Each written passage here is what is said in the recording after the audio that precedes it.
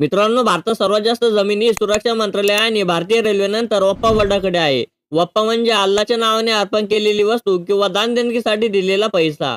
तर या वप्पाला मॅनेज करते वप्पा बोर्ड आणि एकदा का दान दिले तर त्या गोष्टीची मालकी वप्पा बोर्डाची होते. प्रॉपर्टी तुम्हाला परत घेता येत नाही. तर हे वप्पा बोर्डाने कोणत्या पण प्रॉपर्टीवरती दावा करू शकते. समजा वप्पा बोर्डाने तुमच्या जमिनीवर दावा केला तर तुम्ही पोलीस कंप्लेंट करू शकत नाही. तुम्हाला स्वतःला सिद्ध करावे लागेल की ही जमीन तुमची आहे आणि जर कागदपत्रे तुमच्याकडे नसतील तर मग अवघड आहे तुमचं.